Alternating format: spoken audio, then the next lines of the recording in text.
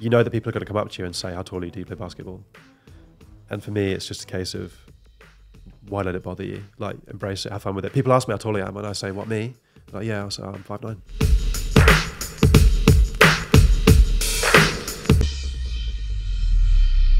In this edition of Tall Stories, we're interviewing Chris Gregory, ex-England and GB beach volleyball athlete, Commonwealth athlete, and now health and fitness coach. Welcome. Thank you for having me. It's good to be back. So tell us a little bit about yourself. Okay, well, yeah, as you said, ex-England beach volleyball player. So I played beach volleyball for England for a good 10 years, about 6-7 years on the world tour, playing on the world circuit, trying to qualify for the Olympics, which didn't quite happen. But then competed in the Commonwealth Games in 2018, which was, amazing experience. And then since retiring from performance sport, I've done a variety of things. So I've worked in film. I worked for a startup for a year in nutrition. I started my own business. And now I'm moving very much into health and fitness, even more so. I studied nutrition science for a good 15 years and starting to work more in that space now. Okay, yeah. When did you first realise that you were tall? When did I first realise I was tall? Yeah. Well, taller than average, I suppose. Yeah. I mean, for me, it wasn't really like a moment or an epiphany. I was just sort of cruising, through life as a normal kid to a point. But, I mean, I was always tall for my age. When I was, 15, 16 at school, I would have been 6'7", 6'8" at least. So it wasn't really a moment. It was just sort of part of me and part of my life. But I think you only start to become more aware of it as you go beyond sort of like, teenage years, I think, like late teens, starting uni, about how tall you really are and how much you do sort of stand out, I think. Mm-hmm. Was it a big problem for you when you were young? No, I wouldn't say it was a problem at all. I mean, things were challenging, but I think you only really know what you know at the time. So, I mean, I was really skinny. I'm still skinny now, but I was really skinny as a kid. Not very coordinated, wasn't the most talented sports person at all. But I enjoyed school. I had always a great time growing up, and it never really affected me. I think maybe if I look back now, I can remember sort of maybe didn't have the best posture, sort of hunched over, like to kind of, being around friends and communicating with like friends and stuff like that. And then, I was really skinny. But it wasn't that I lacked confidence. I think that in terms of clothing, which obviously we're going to talk about, that it was a problem. I mean, I shopped at stores that you'll be familiar with that kind of produce clothes for bigger guys, but it still wasn't right, wasn't fitted. So, and did that knock your confidence? I mean, it made you a bit limited. I was lucky sort of growing up in Germany in like an American community where I could get clothes and things most of the time that fitted, but still, baggy, not comfortable. So yeah, I definitely felt uncomfortable at times when it came to clothing. That was the challenge, especially as a skinny 6'8", 15-year-old. Yeah. But then, I think like of all the tall guys we know, you're probably one of the most confident. So I wouldn't say that your height knocks your confidence at all. But and you've certainly gotten into sports and things. So tell us about your sporting career so far. Well, first off, thanks. But yeah, obviously, as you know, you grow up and you age, things change, and sport was a huge part of that. I'm not quite sure where I'd be or what I'd be doing if I hadn't gone into sport. Yeah. And I didn't see it coming, but it all started when I was about 17. So I was still at school in my sort of final 2 years at school, and when London won the bid to host the Olympic Games in 2012, UK Sport started a nationwide search for tall athletes, or tall potential athletes in time for the Olympics. That was the goal. So they put a lot of investment into a program called Sporting Giants, looking for guys above 6'6", and I think women above 5'11" or 6 foot, for mostly rowing, volleyball and handball. So it was sort of a fast track talent ID program. And yeah, I mean, I was not the most talented sports person at school at all. Didn't play in first team sports, didn't really enjoy a lot of the sort of mainstream sports. I like tennis, racket sports, football, but never did I think that I'd be good enough to compete at that kind of level. But I just thought, why not give it a shot? And it all started from there. Fair enough. Do you think you would have still gone down that route if it wasn't, a specific search for tall guys? It's impossible to say. It's so difficult. I think that I really enjoyed the sports that I did play at school. I was active. And the purpose of this talent ID program was to kind of recruit guys that were coachable, teachable. They could fast track into these sports, because we only had about 4 or 5 years at that point until the Olympics. And there was about 4,000 applicants, I think. And then for volleyball specifically, I got an offer for rowing and volleyball. I turned rowing down. I was like, it's not for me, the type of training and the sort of regime that comes with it, even though GB are very successful.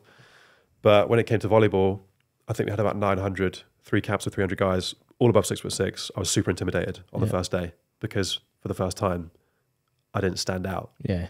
You know, and it was, I was surrounded by people at my own eye level for the first time. It was really surreal. But I put 100% in, which was enough to get me noticed. And then things sort of went on from there. But it was the opportunity that presented itself. I was lucky. I got involved in it at the right time. And that set me on a path that I've gone down for the last 20 years. So if I hadn't done that in that one moment, who knows? Yeah.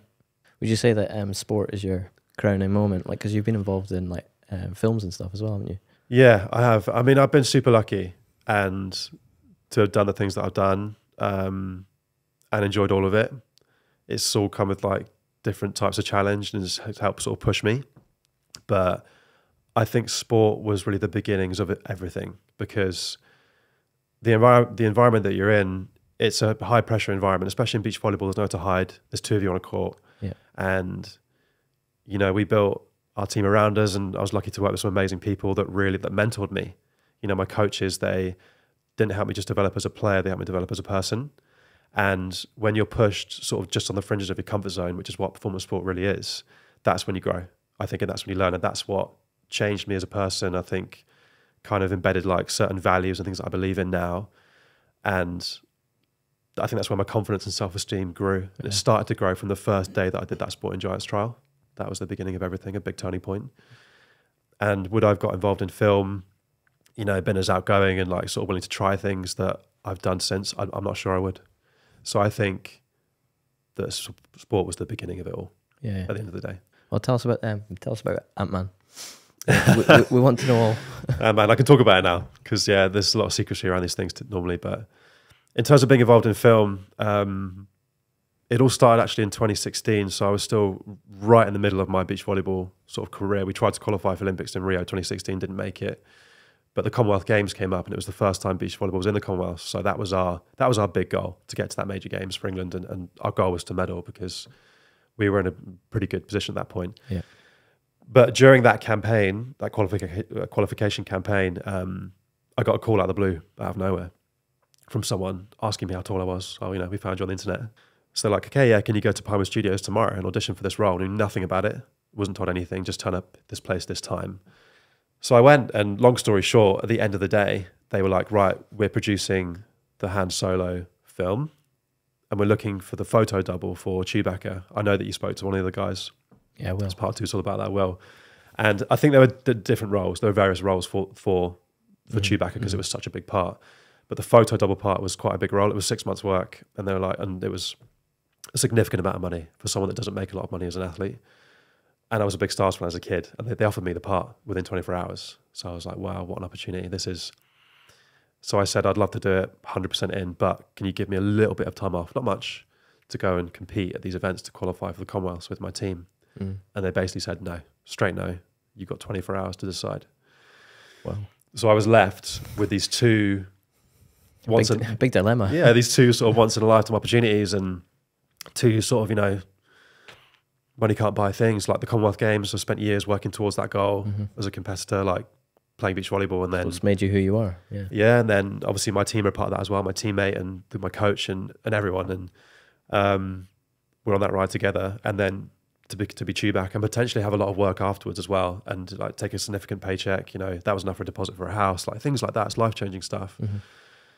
But after a day of sort of like really thinking about it, I spoke to my teammate, because we were very close, and obviously, and then, I've got another friend as well who went to the Commonwealth Games twice. So I called him and was like, what do I do?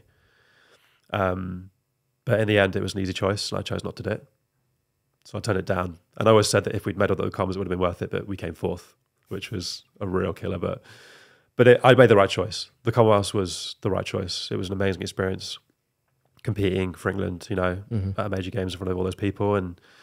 But then after I stopped playing in 2019, the opportunity came around again, but on a smaller scale. It was myself and I think 6 other guys around 7 foot, and there were 5 girls around 6'5", and we were all asked to play this role in Ant-Man 3: Quantumania again at Pinewood, and it was about a 3-month job. And yeah, amazing experience, but very tough, really tough. Tough in what way?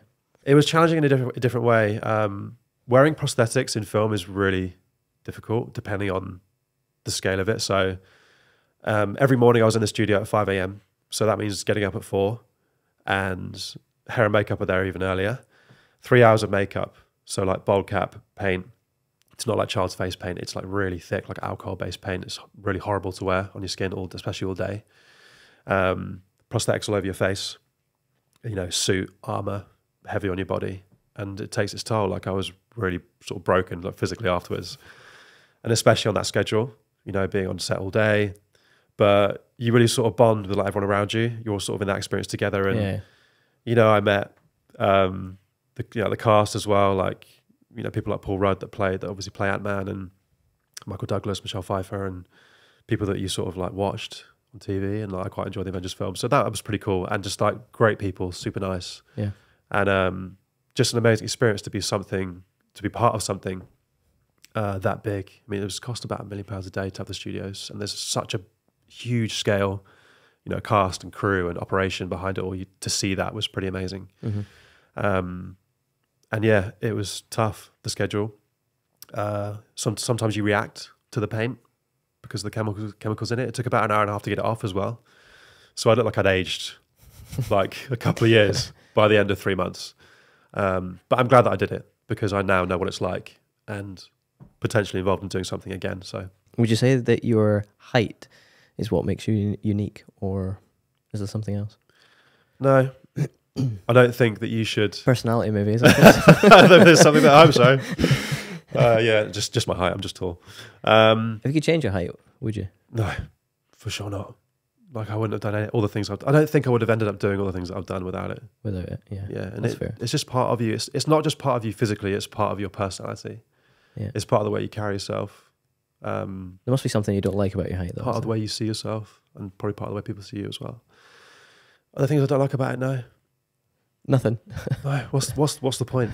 What's the point in not liking any aspect of it? Like, this is what I meant about the confidence thing, because a lot of people would still find something to complain about, but you rarely ever have complaints. Not even like tall people problems, you know. You just get on with it. I mean, we know that the world's not made for us because we are above average in size. So like flying, I've traveled quite a bit, and you know it's going to happen. You know that people are going to come up to you and say, "How tall are you? Do you play basketball?" And for me, it's just a case of, why let it bother you? Like, embrace it, have fun with it. People ask me how tall I am, and I say, "What, me?" Like, yeah, I say, I'm 5'9". Just mess with them a little bit. Just have fun with it. Enjoy yourself. Yeah, and life's too short. And some people are like, oh, okay, and they believe you, and or they say, "Come on," and yeah, you know, you start conversation, and but no, I wouldn't change a thing. With regards to your personal training and your coaching, do you find it's harder for tall guys in terms of getting fit and eating healthily? Because there must be like a difference in things like calories, intakes, and exercises, for example, because I know back pain's a big tall people problem as well, isn't it? Yeah, it can be. I mean, as with other things like being tall, it's obviously different. So being sort of 6'10", 6'8", whatever it might be, longer levers. I mean, obviously we're all made differently. I've got long leg length and shorter body, long arms. You know, it can put more strain, especially with the weight. If you're taller, you're going to carry a bit more weight. Mm-hmm. So at 100 kilos, you know, you're carrying that weight around. It can take its toll on your body if you don't look after yourself and obviously maintain a certain level of strength. But that goes for everyone. There are rules of thumb for all of us, right? Scientifically, when it comes to, you know, calculating the number of calories that you're going to eat, your macros, carbs, proteins, fats, and so on. And there's a general rule for everyone, but obviously being bigger, if you're 100 kilos, then yeah, you want more protein, especially if you're active to recover. And I think it's important to definitely try and maintain a level of strength for us all, but especially being tall, if you want to avoid aches and pains with your joints, knees, ankles, hips, back, you have to look after your body.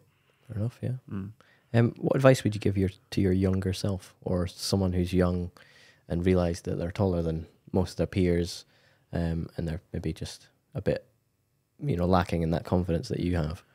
What advice would you give them? I mean, like we were saying, it might come across that the confidence is there now, but that's developed over time, right? From being in performance sport and training, and just as you grow up, like meeting people, it's just, and that goes for all of us, whether we're tall or not. But I think, like, looking back and realizing that, yeah, like I was super skinny and like didn't quite fit in clothes and things like that. The one bit of advice, which I think is really important for all younger kids that are in that position now. So you're 15, 16, 17, whatever, really skinny, not confident, standing a bit like this. Mm-hmm. You can only control what you can control. So things that you can control are, and I'm going to sound biased, like I'm being biased here, but the health and fitness aspect. Everything changed for me when I started training. So, but that was sort of, that just happened for me because I joined a high performance sporting program full time. So being in the gym became a part of that. I had amazing coaches. I was educated. I learned how to lift, but my body changed really quickly. So I went from being very skinny and very hunched over to all of a sudden, like, I've got muscle mass, I'm bigger, I fill out a t-shirt. And it was almost like overnight it switched in terms of people start looking at you differently. You walk differently, you carry yourself differently, your posture changes. And that has a huge impact on all the areas of your life, and especially confidence. So that's important for everyone. But obviously being taller, if you're skinny, or even if you're a bit obviously bigger too, like it depends on how you're made, you can control that. You can control that by putting in time and effort into your body and changing, especially when you're young. It's important to build that foundation, put that work in. It's going to set you up for later on. Mm-hmm. That's the one bit of advice I would give younger kids is like, train. Because you can control that. You can't change the way that you look. Yeah, I mean, that's good advice, yeah. Yeah, necessarily, like with your features and stuff, but that doesn't matter. So start there, because my confidence changed with that. It's a big part of it. What did it mean to you to find Too Tall? And how old were you when you discovered Too Tall? Yeah, I can't quite remember actually. I mean, it's been, I want to say it's 10 years ago that I first sort of had a conversation with JJ. And just to see how things have changed since then is amazing. The progression and the team and how it's grown and where Too Tall is now. But I think initially, the way that JJ was explaining it, he was saying all the right things, like, this is a problem and I'm here to fix a problem, and the problem is X, so the solution is Y. And the problem being that big and tall clothes are typically like wider, not fitted. And I was like, of course it is. But obviously there's that question in your mind of like, he seems to get it, but like, does he really get it? So like, let's see. And he kindly sent me a couple of items to like try. And I was like, well, the first time I put them on, I remember the feeling so clearly. And it was 10 years ago of like, wow, this is what it feels like to wear fitted clothes. Because up until that point, I was wearing probably a 36 legs when I'm really 38 leg if I could find it, when I'm really a 40. Yeah. And just that extra little bit of length and the way it fits, I was like, this is actually really comfortable to wear. Yeah. This is different. So it's going to sound extreme, but honestly, life-changing. Yeah. And it's another aspect of like your confidence is like feeling comfortable. And now I don't think about it, and maybe take it a bit for granted, but I wear Too Tall clothes every day. Yeah. That's all that my wardrobe is. Mostly, there are some exceptions with like, training stuff at times, but that's because I've got sponsors and stuff. Like a shorter body and stuff. But honestly, life changing. Like everything and anything I could want or could dream of in terms of clothes. You mentioned before Too Tall that you wore like 36 legs, so that's obviously like too short for you. Did you ever wear the opposite? Like, did you ever buy for length and have it like way too baggy, or was that just definitely not an option? Sometimes I had to like buy the length and it was really baggy and I had to wear a belt and it was like constantly falling down. I had to like pull it up and deal with it, or I was constantly sort of like pulling my t-shirt around like my back and tucking it in to like make it slimmer. When you got team kits and things for volleyball, what was that like? Did they fit or? Yeah, that was an experience. So first off, a great experience in general, because there were 2 occasions or main ones. One was for Team GB, and that was with Adidas, and the other one was with Team England for the Commonwealth, which is with Kukri. So I know going into that, I have a level of expectation of what's going to happen, and it's pretty like before the 2 tall days. Yeah, it's pretty accurate. But I mean, the guys go above and beyond to help you, and they know that obviously like this is an important occasion for you as an athlete. You know, they want you to wear fitted clothes to look right, especially for the opening ceremony. Yeah. Obviously, competition wear. So they will help you. But in the first case with Adidas, so we got an amazing like range of kit with them, and no joke, I had to get double. I had to get 2 of every single item, and they cut material off. For example, with a t-shirt, for the sleeve length, they would cut a length of the sleeve off and sew it onto the sleeve of another item to increase the sleeve length and the body length. And they did that with every single garment except for the ones that they couldn't do it with. So I basically got twice the amount of kit, and they custom like basically tailored everything with sewing extra bits on. Gee whiz. So I've got panels like in a lot of the kit. But I mean, the fit was great. They measured me up and they did that. So otherwise, none of it fits. Yeah, like t-shirt's too small, doesn't fit on the body right, and everything like that. But it surprised me to a point, because I'm like, they've got basketball teams. But I think with a couple of athletes, they had to do the same thing. But I would have thought they would have been maybe a bit more prepared. But this is where, like, when it comes to mass manufacturing, as you know, it just goes 2XL, 3XL, 4XL, 5XL, and just the scale just goes up. It gets wider, it gets longer, not longer and same sort of body shape. So if you have that slimmer athletic build, like, it's not going to fit you. Kukri,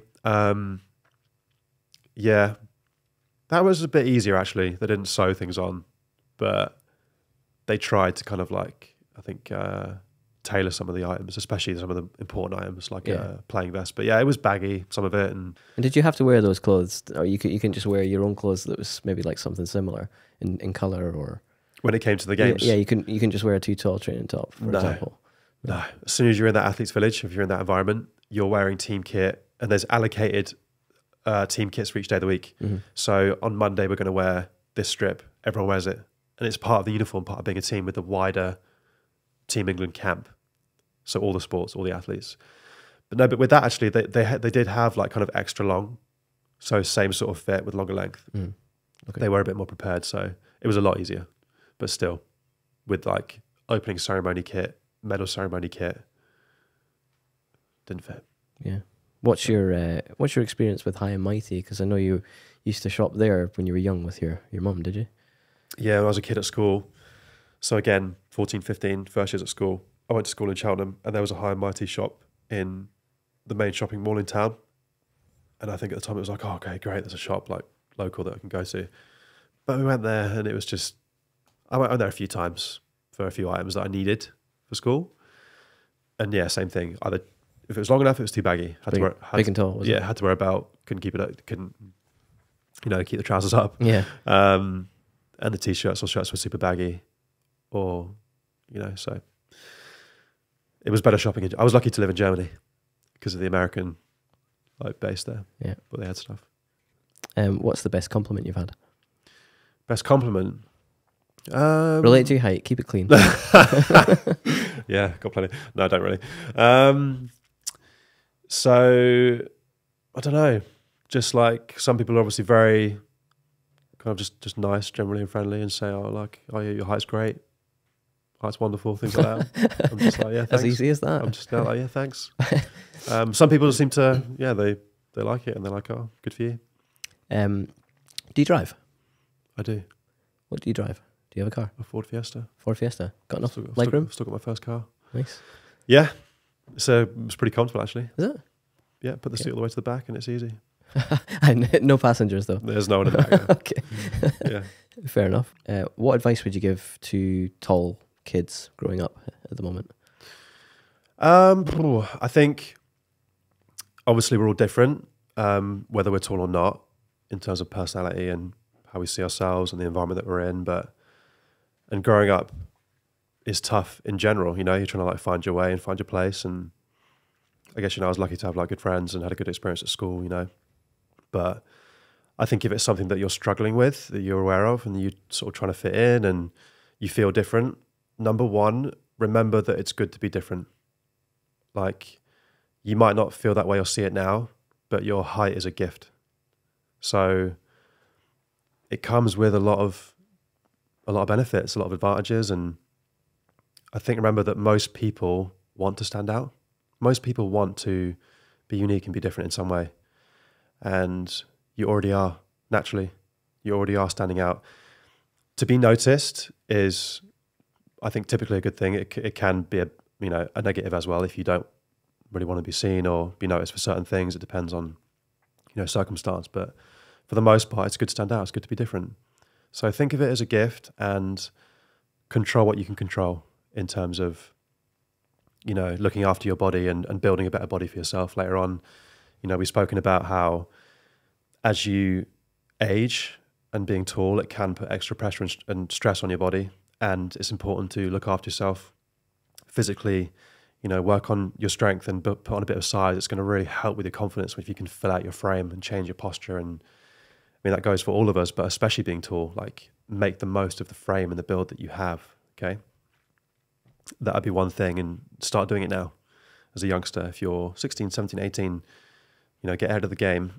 It's easier to make those changes now as a youngster. It's going to set you up for later on. So, but otherwise embrace it, is all I've got to say. You have something good, something positive, something that a lot of people want, I think, or a lot of others would want. Maybe not to be 7 foot or like 6'10", but that doesn't matter. It can help with a lot of things. Fair enough, yeah. You've always got like a lot of experience and knowledge with regards to fitness due to your past career. Tell us about your new venture. Yeah, so in terms of what I'm doing now, it's been an interesting few years. I sort of retired from performance sport in 2019 as a player. Still very much involved. Like I love, beach volleyball still and being a part of it. I love coaching and teaching, so I stay kind of in beach volleyball that way and still play as well when I travel. But yeah, in a nutshell, I worked for a nutrition startup for a year, got the opportunity to work on Ant-Man in a film, and then was really sort of thinking, what am I going to do? Like trying to figure it out. And I spent a year not really working too much, but I had an amazing year and I traveled a lot and, spent time with friends and, obviously time with family too, which was amazing. And, but now I've really kind of arrived at what it is that I want to do more full time. And I have been doing it for a while, working with sort of clients one-to-one when it comes to nutrition, because I've got 5-6 diplomas in nutrition. But now I've really established like kind of a rebranded and sort of restructured model of what I do, which is called C4, C4 Club. So C4 really stands for kind of me as the coach, and kind of symbolizes like the level of commitment that I give to my clients, with it being me as the coach. And then 4 stands for the 4 sort of key areas that I look at when it comes to health, which are exercise, nutrition, sleep, and your mind and your kind of mental state and mental health too. So I look at approaching the way I work with my clients and their health holistically with all those 4 things, rather than just focusing on strength and nutrition and that's it. I think it's important to incorporate all 4, to acknowledge all 4 and work on them if they're needed to truly be healthy and be happy. So it's transformed my life, health and fitness. I built, a better body over time, training to be an athlete, and then study nutrition and have those tools to help people. So I'm really excited. I've started C4 Club, C4 Health Club, working with clients one-to-one online. And that's what I'm doing now more full-time. I want to continue doing. So I work with people all over, whether they're tall or not. And obviously understand, the taller clients, the kind of pains they might have. But just getting people healthier, happier, fitter, getting them the bodies that they want and working with them long term. Fair enough. Good. Well, all the best. And thanks for coming on the podcast today. Thanks. Pleasure. Cheers.